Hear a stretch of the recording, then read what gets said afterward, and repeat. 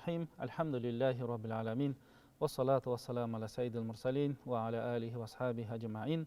Ең алғаш жаратқан Аллаху Субхана ва Таалаға чексіз мақтаулар болсын. Андан кейін сүйікті пайғамбарымыз саллаллаху алейхи ва салламға Алла Тааланың үзгілтіксіз салават саламдары болсын. Урматтуу мұсылман бір туған жаратқан Аллаху Субхана ва Таала Құран Кәрімде Ахзаб сүресінде Я айюхаллазина аману зикруллаха зикран касира. О жүрегінде иманы бар момын мұсылмандар, сілер Алла Тааланы көп-көп естеп жүргілі, Алла Тааланы көп-көп зикір қылғыла деп айтады.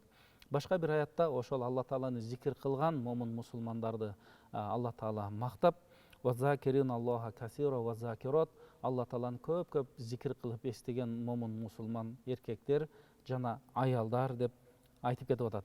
Демек, урматтуу мұсылман бір туған, біз бүгін сіздер менен қысқача ошо Алла Тааланы зикір қылу, Алла Тааланы дайыма естеп жүрүү, анын кандай пайдалары бар адамдын жан дүйнөсүнө, жашоосуна, акыретине, мына ошол жөнүндө кыскача сөз кылмакчыбыз. Алла Таала Куранда «Аллазина аману ва татмаинну кулубухум бил иман, ала би зикриллахи татмаиннул кулуб». Бул Род сүрөсүндө айтылган аяттын мааниси Алла Таалага ыйман келтиргендер. Алардын жүрөктөрү Алланы зикир кылуу менен эс алат. Ала би зикриллахи татмаиннул кулуб. Алла Тааланы зикир кылуу менен жүрөктөр эс албайбы деген аят экен. Чындыгында биз Алла Тааланы көп-көп зикир кылып, Алла Тааланы эстеп, ибадат кылып, намаздан кийин зикирлерди айтып жүргөн болсок, адамдын жан дүйнөсүнө бейпилдикти, тынчтыкты, эс алууну дайыма Алла Таала берип турат экен. Муаз ибн Жабал радиаллаху анху риваят кылган хадисте пайгамбарыбыз өз сөзүндө мындай деп айтат: «Ала ухбирукум би хайри амаликум ва азкаха инда маликукум ва арфауха фи даражатикум». Бул сөздүн мааниси пайгамбарыбыз сахабаларга айтат: силерге эң бир жакшы амалды айтайынбы? Ал амал Алланын алдында дагы эң таза жакшы амал, жана силердин даражаңарды дагы өтө бийик кылат. Алтын менен күмүштү Алла Тааланын жолунда сарптоодон дагы эң жакшы. Ва мин анталку адувакум фатадрибу анакахум. Душманыңар менен согушкандан дагы жакшы. Ошондо пайгамбарыбыз ушундай жакшы деп айтып атканда, сахабалар: айтыңызчы Алланын элчиси, ал кандай амал дегенде, пайгамбарыбыз зикруллахи азза ва жал.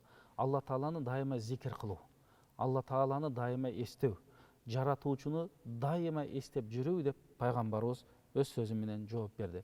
Ошондуктан биз дайыма тилибиз менен Алланы эстеп, билип, жүрөгүбүз менен, тилибиз менен, акылыбыз менен билип кайталап жүргөн болсок, бизге аябай бир Алла Таала тарабынан жакшы бир кубаттоо, күч берүү, береке берүү жана коргоо болот экен.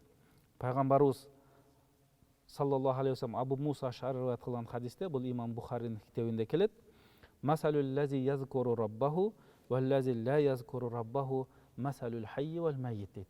Алла Тааланы дайыма эстеп жүргөн адам менен жана Алла Тааланы такыр эстебеген адам тирүү жана өлүк адам сыяктуу дейт.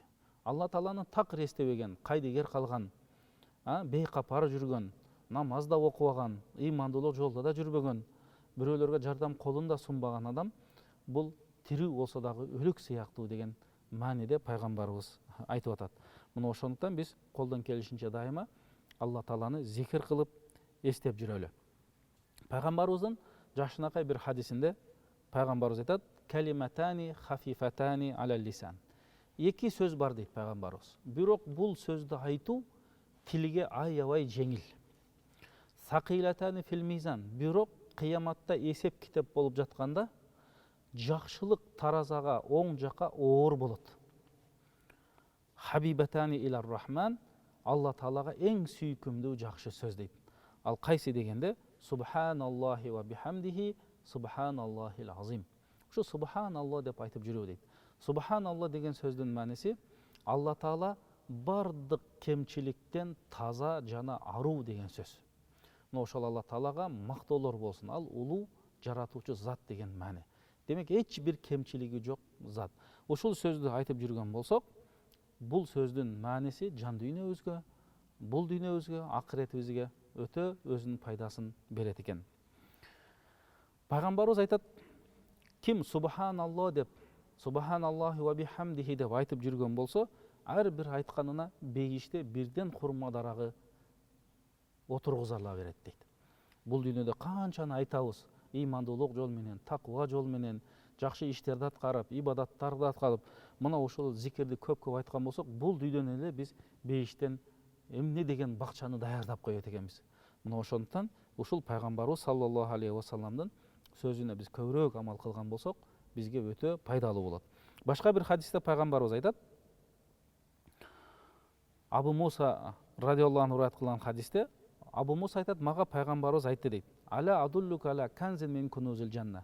Бейиштин өтө сонун кени бар. Ошол жөнүндө сага айтайынбы деди. Ошондо айтыңыз дегенде пайгамбарыбыз айтты, ла хаула ва ла куввата илля билля.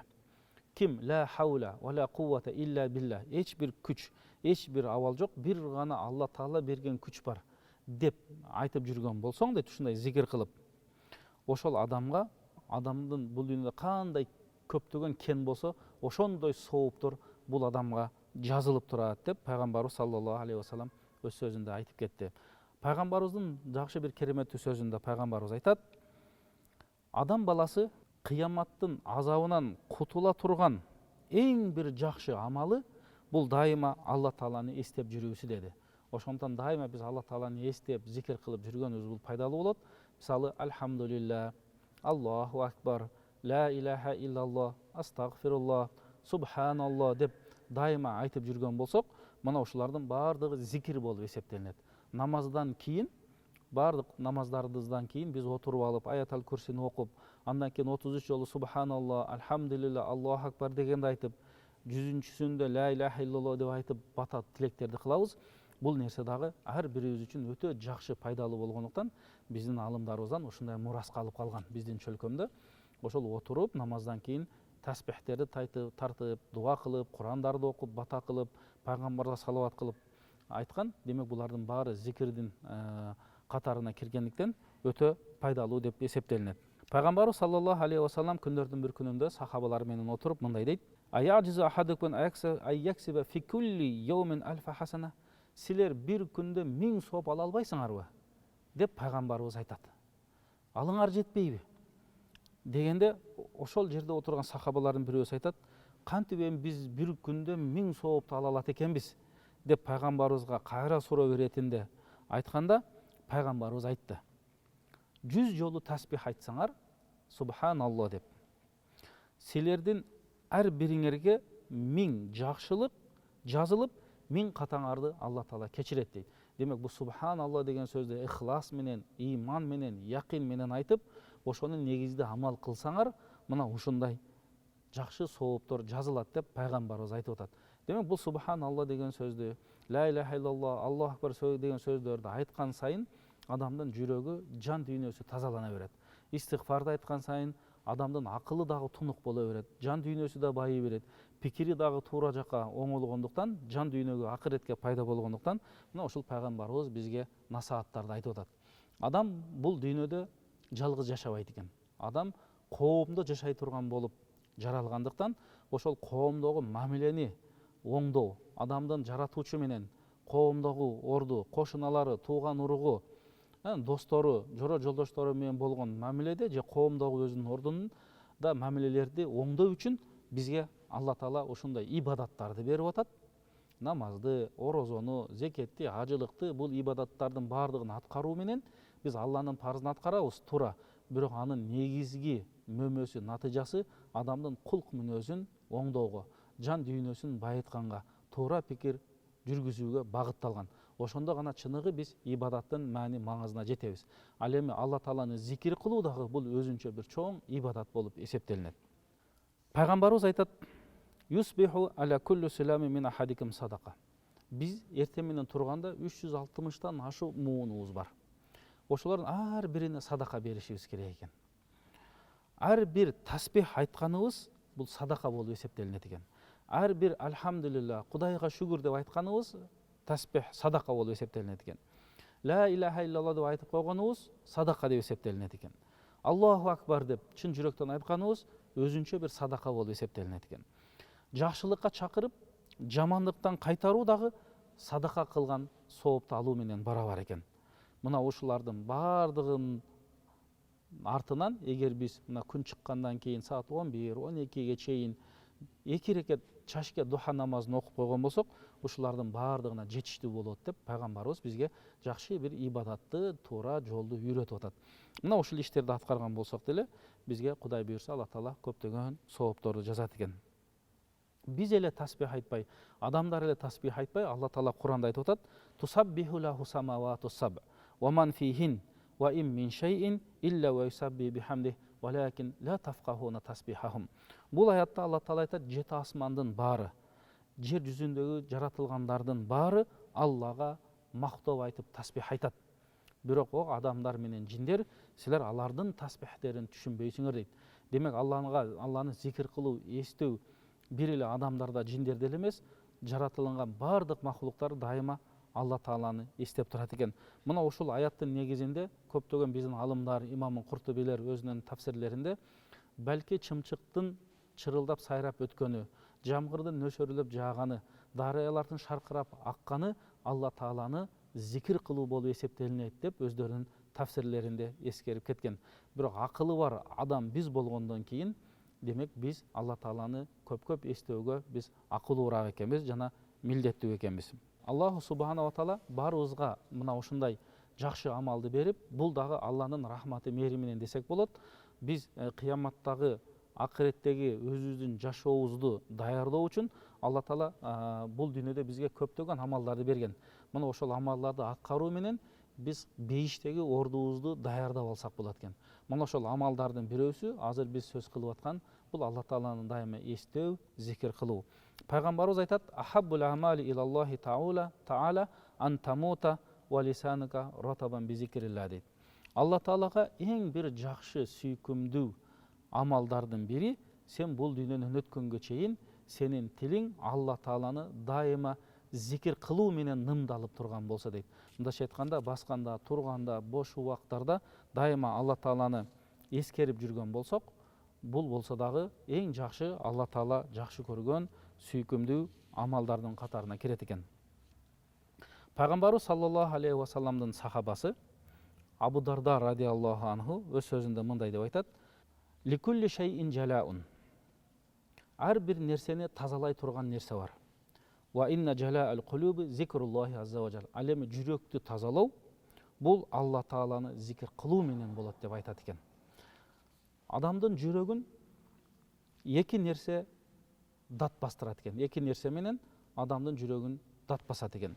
Биринчиси бул күнөө иш кылуу экен. Экинчиси капилетте калуу. Ушул иш менен эки нерсе жүрөккө датты бастырат дейт. Бирок ошол датты эки нерсе менен гана кетире алат экенбиз. Ал Алла Таалага истигфар айтуу менен, дайыма Алла Тааланы зикир кылуу менен. Зикир кылган сайын жүрөктөр, жан дүйнөлөр дайыма тазалана берет экен. Мына ошондуктан биз дайыма ошол ыймандын булагы болгон жүрөктү тазалоо үчүн Алла Таала бизге мына ушундай жакшы ибадатты берип атат. Пайгамбар саллаллаху алейхи ва саллам ошол жакшы ибадатка бизди аябай үндөп атат, аткаргыла деп. Хасан аль-Басри өзүнүн данышман сөзүндө ибадаттын таттуулугун 3 нерседе издегиле деп айтат экен. Анын биринчиси намазда дейт. Пайгамбарыбыздын айткан сөзү бар дейт. Анткени пайгамбарыбыз айтат: "Арихна биха я Билал." О Билал, барып азан айтчы, намазды окуп, намаз менен эс алалы дейт экен. Намаздын, ибадаттын таттуулугун мына ошол нерсе менен сезели. Экинчиси зикир кылуу менен дейт. Алла Тааланы эстөө, зикир кылуу менен. Алла Таала Куранда айтат: "Ала би зикриллахи татмаиннул кулуб." Алла Тааланы эстөө менен, зикир кылуу менен жүрөктөр эс албайбы дейт. Үчүнчүсү Алла Тааланын пайгамбарыбызга түшүргөн эң акыркы мужиза өзүнүн сөзү болгон Кур'ан Каримди окуу менен дейт. Мына ошол Кур'ан Каримди окуган сайын адамдын жүрөгү тазаланат, анын жан дүйнөсү тазаланат, ибадат кылат, ар бир тамгасына көптөгөн соопторду алат экен. Ким мына ушул 3 нерсени аткарган болсо, ибадаттын, жашоонун таттуулугун тапкан болот. Ва илля фа'ламу анна баба ал-муглакун. Хасан аль-Басри айтат: ким ушул 3 нерсени аткарбаса, анда билип койгула, бул таттуулуктун эшиги ал адам үчүн жабык дейт. Мына ошондуктан биз мына ушул иштерди аткарсак жакшы болот. Зеннун el-Масри деген алым өткен. Ал өзінің данышман сөзінде мындай деп айтады: "Ма табатуд дуня илля бизикрихи." Бұл дүйнөнүн жыргалчылыгы, бұл дүйнөнүн жакшылыгы Алла Тааланы зикир кылуу менен гана болот. Вала табатул ахира илля би'афихи. Ал эми ахиреттин жакшылыгы, жыргалчылыгы Алла Тааланын ошол жерде кыяматта адамдардын күнөөлөрүн кечирүүсү менен болот. Вала табатул жанна илля биру'ятихи. Ал эми бейиштин таттуулугу, бейиштин жыргалчылыгы Алла Тааланын жамалын көрүү менен гана болот дейт. Мына ошондуктан биз колдон келишинче бул дүйнөдө ибадат менен, намаз менен, зикир менен өткөргөн болсок, мына ошол биздин алымдарыбыз айтып кеткен баарыгын пайгамбарыбыздын осуятын аткарган болот экенбиз. Алла Тааланын түшүргөн аяттарына амал кылган болот экенбиз дагы, мына ошол түбөлүктүү жашоодогу биздин ордубуз даярдалат экен. Мына ошондуктан биз колдон келишинче бул дүйнөдө ар кандай бул дүйнөнүн жаманына, шайтандын азгыруусуна, ошондой эле нафстын, адамдын нафсы ушундай азгырыктуу болот. Ошол нафстын азгырыгына алданбастан биз ибадат менен пайдалуу өткөргөнгө аракет кылган болсок, бул ар бирибиз үчүн өтө пайдалуу болот. Алымдарыбыз мына ошол Алла Тааланы зикир кылуунун адептерин дагы бизге айтып кеткен экен. Мына ошол зикир кылуунун адептери дейт, эң алгачкысы ихлас дейт. Алла Тааланы зикир кылганда чын ниет менен, Алла Тааланын ыраазычылыгын табуу үчүн, соопторду алуу үчүн аткарган болсо, мына ошол азыркы айтылган сыйлыктарга, соопторго жетишет дейт. Анткени Алла Таала Куранда айтат: "Ва ма умиру илля лиябудуллаха мухлисина лахуд-дина хунафа."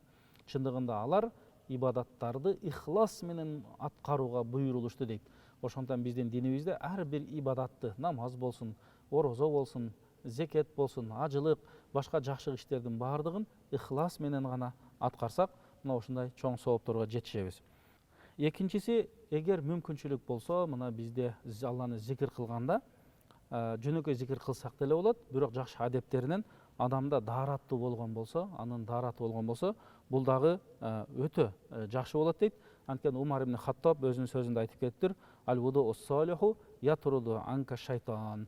Жакшы даарат алып, ушундай зикир кылган болсоң, шайтанды сенден алыстатат деген Умар ибн Хаттабтын жакшы сөзү бар экен. Дагы адептеринен биз колдон келишинче зикирди эми отуруп да, туруп да, жатып да кылсак болот.